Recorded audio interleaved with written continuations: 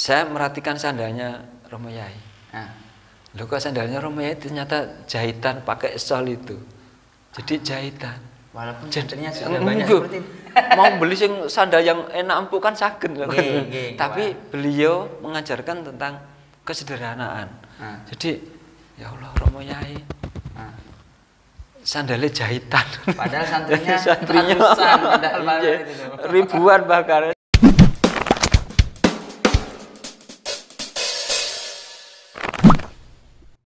Assalamualaikum warahmatullahi wabarakatuh. Assalamualaikum warahmatullahi wabarakatuh. Masih standby pemerhati pemirsa di channel YouTube Arafah Official di tempat yang sama tentunya dengan orang yang berbeda pastinya, dengan beberapa narasumber dan alumni para santri. Kali ini kita akan mengobrol dengan salah satu alumni yang mana beliau ini datangnya dari jauh daerah Jawa Tengah. Jawa Tengah pun dia, Pak? Nggih, Klaten, Gus. Oh, Klaten.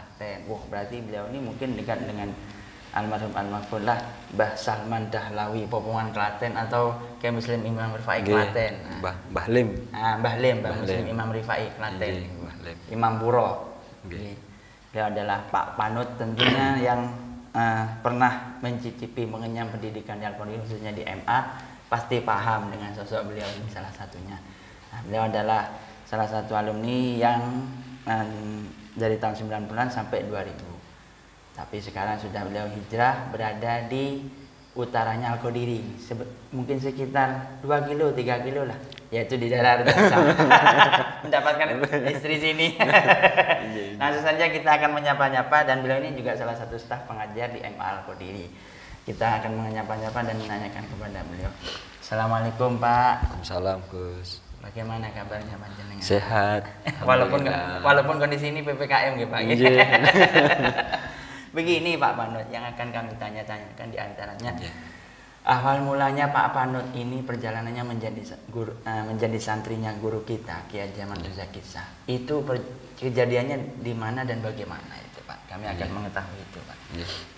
Nggih, saderenge Assalamualaikum warahmatullahi wabarakatuh. Saya sampaikan rasa hormat sungkem kepada Romo Yai beserta keluarga dan teman-teman sahabat Arafah Channel. Harus sebut nih. Sebelumnya mohon maaf, perkenalan kami memperkenalkan diri bagi yang belum kenal. Nama saya Panut, cukup Panut Fakot saja. Panut alif loko. Terus Panut saja. Saya memang lahir di Klaten. Waktu itu sebenarnya di daerah saya itu tidak ada tradisi orang anaknya dipondokkan mboten enten, Gus. Jadi tidak ada. Tidak ada. Dan kebetulan orang tua saya itu benar kami orang Klaten tapi merantau di Jember niki. Kebetulan di daerah Gambirono, iya sekitaran pom bensin niku. Oh, Gambirono. Nggih, Klataan nggih, Klataan. Timurnya Klataan, Gambirono. Orang tua saya itu kan mulai saya kelas SD, kelas 5 mungkin, kelas 10 atau kelas 4 sudah merantau ke Jember sini. Itu berjualan jamu. Jamu. Kalau dulu jamunya digendong dulu ibu saya karena sudah ada sepeda ontel, jadi pakai sepeda ontel. Nah, kebetulan sama tetangganya di Gambirono itu diajak manakib, ikut manakib gitu. Akhirnya kenal di sini. Dan saya masih di Klaten, sekolah SD, kemudian MTS gitu. Nah, ketika waktu MTS itu lulus MTS, saya awalnya ditawari, ayo mondok nih aku diri. Enggak wis mondok gak enak. Ora mboten saged dolan, mboten saged kluyuran kali kanca-kanca wong biasa nongkrong nang perapatan, turu-turu nang perapatan biasanya ngoten. Masa muda itu ya, Mas. Nggih. Terus ya weh ra gelem gitu karena saya awalnya pengennya melanjutkan di STM waktu itu niku, sekolah teknik menengah ngoten. Karena keinginan saya di jurusan teknik itu tidak tercapai karena nilainya rendah. IPK-nya. Akhirnya nilainya rendah, akhirnya keinginan saya itu pupus. Karena keinginan saya pupus karena saya sudah berniatan kalau tidak masuk di mesin saya tidak mau sekolah gitu. Akhirnya saya bekerja, kursus setir, montir mobil gitu, nyetir dikhususkan sama orang tua. Kemudian diajak kerja Pak D itu sampai ke Jakarta juga, tukang kayu, buat kusen, pintu, ngoten Gus. Terus sampai nggih Jakarta. Kemudian di Jakarta kok bosen, kemudian ikut ke Jogja juga sama dengan profesi yang sama. Nah, ketika pagi itu keluar jalan-jalan ke luar pabrik gitu, Gus. Saya kok melihat anak-anak berangkat sekolah itu ada kerinduan untuk sekolah lagi. Itu posisinya di Jakarta.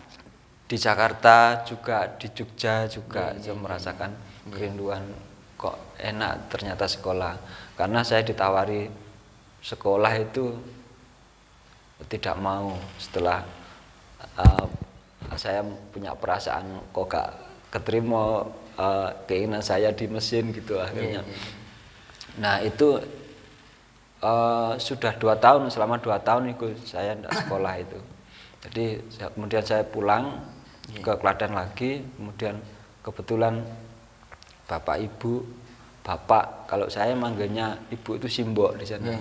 Lah simbok saya itu nawari, "Kowe ngopo saiki?"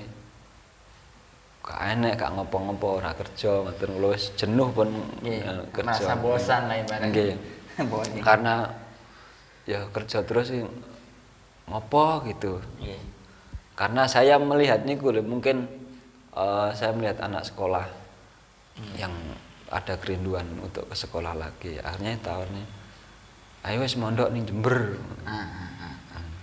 Saya belum boso sama ibu saya waktu itu, niki pun boso. Akhirnya ya wis pokoknya ambek sekolah, iya ono sekolahane. Ya dari berawal dari situ saya diboyong ke Jember niku langsung ke Kediri. Langsung ke Kediri, yaitu yang saya sampaikan tadi sekitar tahun 93 itu. Tanggal 10 Januari. Lalu kemudian kesan pertama kali Pak Manu ketika bertemu dengan guru kita Syekhona Kejan Misakesa, itu kesannya panjenengan bagaimana itu? Nah itu yang membuat saya jadi ketika setelah saya daftar di pengurus, kemudian dikasih kamarnya di sini gitu, kemudian diajak ada jamaah asar gitu, jamaah asar. Nah ketika jamaah asar itu saya Romo Yai mimpin sholat asar itu suaranya ada getaran suara yang itu ndak tahu lah bagaimana kok ini di hatinya jenengan. Iki wong kaya ngene iki wong piye iki suarane tok iso menggetarkan hati saya. Saya pernah suara di mana ini di dunia mana pokoknya pernah mendengar suara ini ngoten. Jadi ada kedamaian, ada rasa tergetar, ada rasa takut, ada rasa cinta. Jadi bergelora ngoten. Jadi dari bercampur aduk. Dari itu tok saya wah ini benar-benar mungkin yang menjadi nuntun saya nanti hidup saya sampai ke depan gitu. Lalu memantapkan hati dari itu. Saya meyakini dari getaran suara tok. Mungkin bukan hanya saya saja, mungkin dari teman-teman alumni yang lain atau teman-teman santri yang lain mungkin juga merasakan itu. Tapi bagi saya itu getaran dari suara Romoya itu benar-benar masuk ke dalam batin saya. Gitu. Itu yang membuat saya akhirnya pas langsung menjadi cap ditakdir menjadi santri Al-Qadiri ini Pak. Ya. Lalu pas ini lagi Pak, dari 93 ke 2000 jenengan ini kan 7 tahun menjadi santrinya guru kita. Tentu kan ada beberapa hal, beberapa peristiwa penting yang sulit dilupakan Pak Panut tentunya. Salah satu kejadian aneh karomahnya beliau, bentuk kemustajaban beliau mungkin yang orang lain banyak tahu tentang, tentunya sudah umum. Tapi yang Pak Panut sendiri itu rasakan, alami. Di antaranya salah satu itu yaitu apa Pak yang sampai sekarang membekas tidak akan pernah bisa dilupakan oleh Pak Panut. Apa itu Pak? Waktu itu saya lulus aliyah Gus. Jadi lulus aliyah karena saya sudah merasakan senangnya mencari pengalaman dan ilmu di pesantren sini. Akhirnya saya punya sekali lagi ada idealisme untuk kuliah di mana. Saya waktu itu punya pandangan mau ke Jombang gitu. Nah, saya sowan ke Romo Yai, Romo Yai nyun pamit nanti le ajenge teng Jombang. Napa ning Jombang? Nggih patos informasi perguruan tinggi. Rasa ning ndi-ndi kene ae. Lu langsung meneng ngono. Duh wis.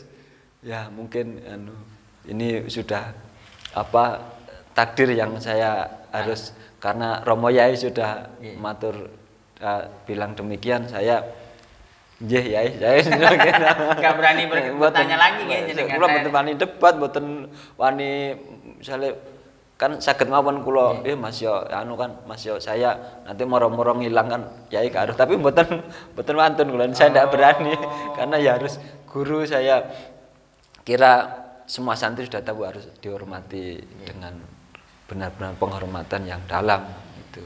Akhirnya Pak, kemudian bagaimana? Ya, kemudian saya tetap kuliah di sini karena dulu Yaikot belum ada, jadi saya kuliahnya di Mangli di YIN. Oh, gitu. YIN. Itu yang pertama Gus. Yang kedua yang saya ingat mungkin ini ajaran dari Haliyah Romo Yai.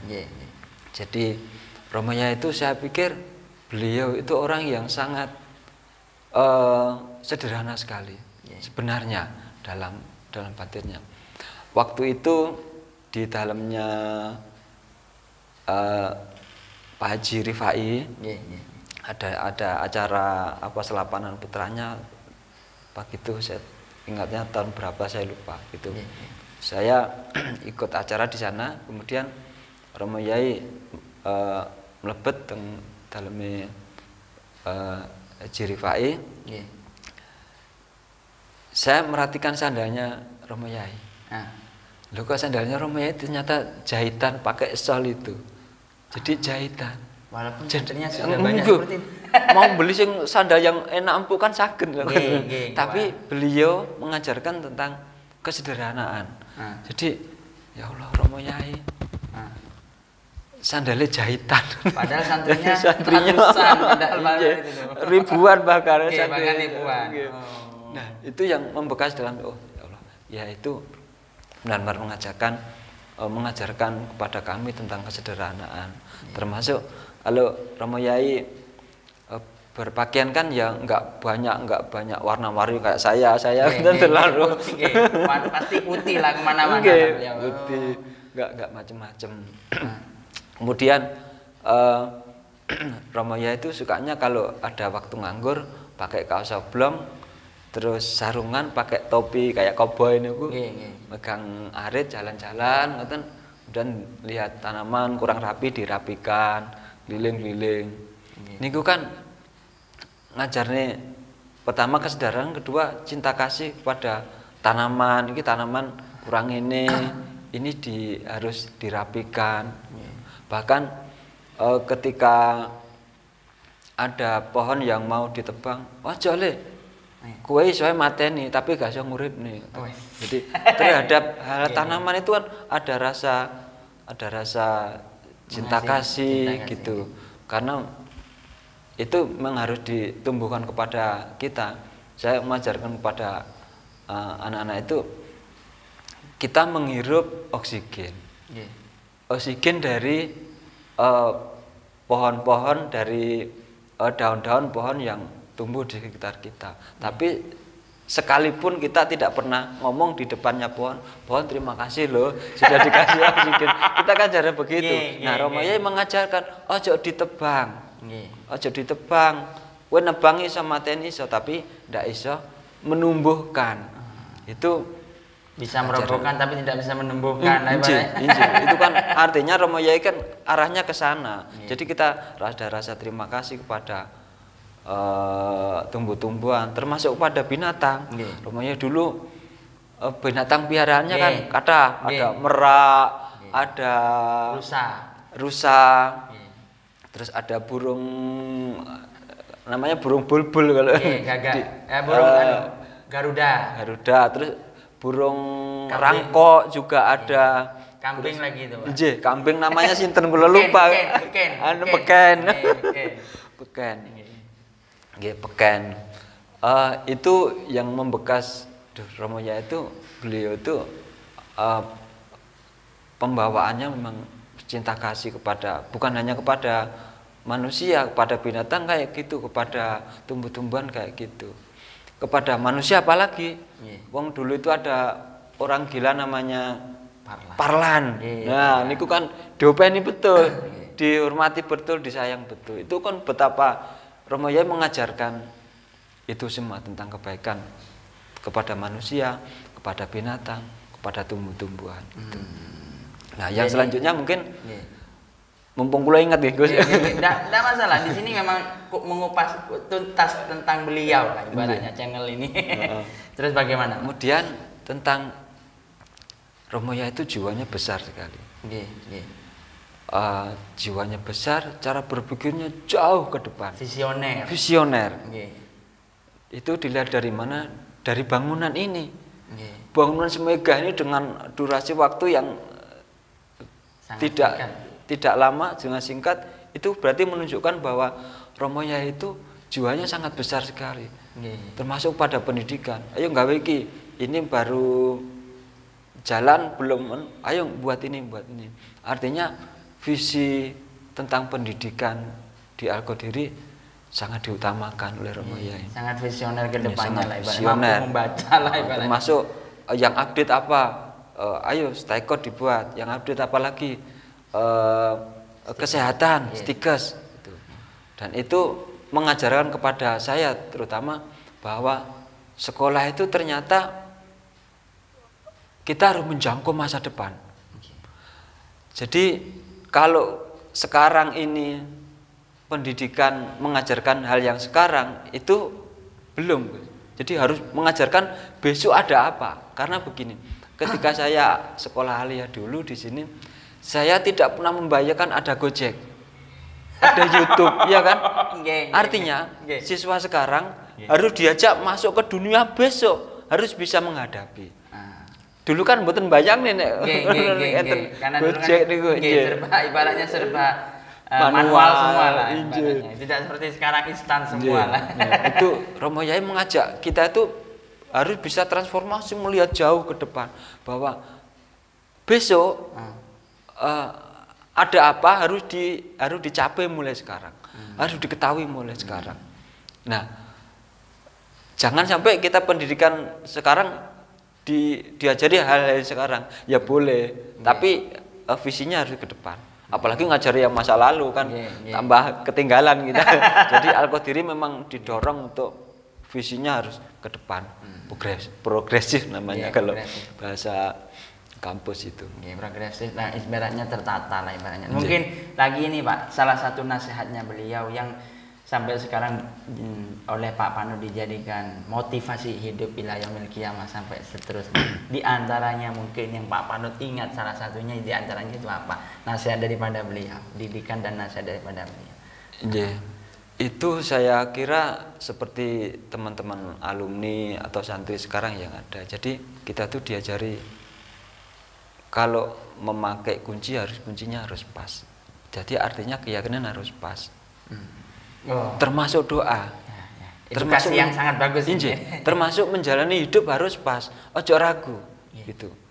Saya kalau masih kuliah itu di depannya menwa itu ada tulisan ragu-ragu mati saja gitu. Nanti jadi provokatif. Jadi ternyata Romoyo mengajarkan nek ndonga kudu sing yakin. Ojo muga-muga, ojo ngono nggak yakin iku. Yakin iso, yakin dadi, yakin terjadi.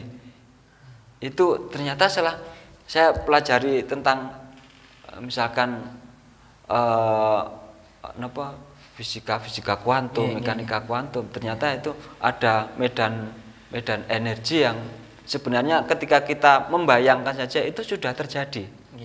Misalkan pengen sepeda motor, kita ya Allah sepeda motor, dan kita sudah membayangkan naik sepeda motor itu sudah terjadi. Tinggal nanti kita tarik ke dunia realitas ini.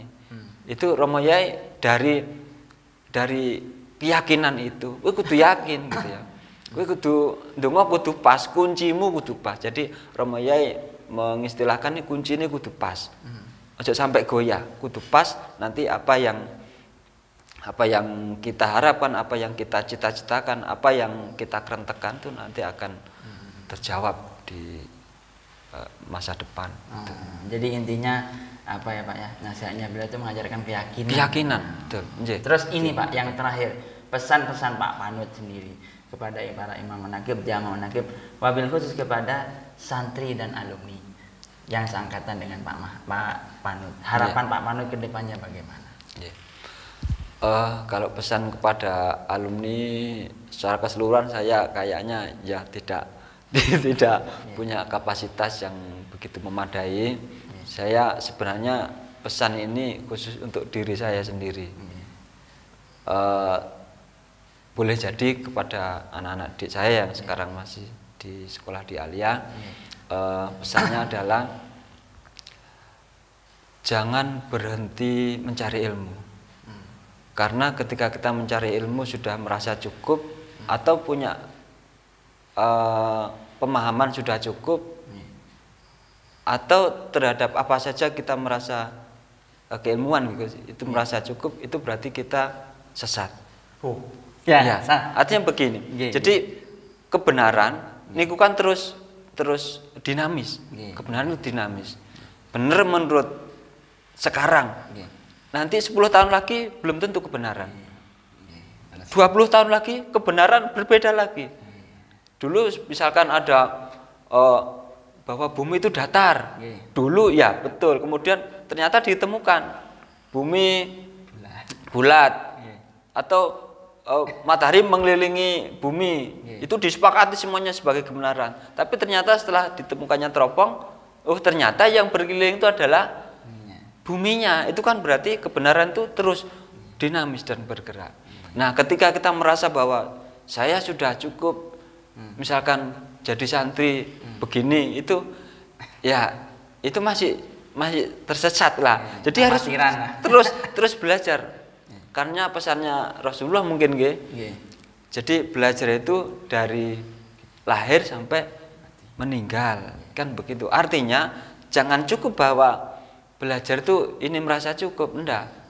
Jadi kita mencari jalan kepada Tuhan lah, misalnya kebenaran. Jadi harus dicari terus. Jangan sampai kita sudah punya keyakinan A kemudian menyalahkan orang lain. Nah, artinya nanti kita tadi ada semacam kesesatan itu. Yang mungkin bahasanya agak provokatif, menyesatkan. Niki untuk sahabat Arufa, ini adalah channel yang kita cintai, kita sayangi, yang ada di Pondok Pesantren Al-Qadiri. Jadi mohon diramaikan dengan like dan subscribe. Jangan lupa dukung channel Arufa Official dengan like, comment, share, and subscribe gitu. Pemaparan beliau itu yang sangat luar biasa, penjabarannya mengajarkan kepada kita bahwa guru itu multidimensi ruang dan waktu, dan selalu mengajarkan kepada kita yaitu sebuah peristiwa yang mustahil menjadi mungkin. itu adalah seorang guru. Dan guru itu harus berhati seperti lautan. Walaupun kita tidak bisa menirunya, setidaknya kita berjuang untuk berusaha selalu menirunya. Mungkin itu saja yang bisa saya sampaikan, kurang lebihnya saya mohon maaf. Wassalamualaikum warahmatullahi wabarakatuh. Waalaikumsalam warahmatullahi wabarakatuh.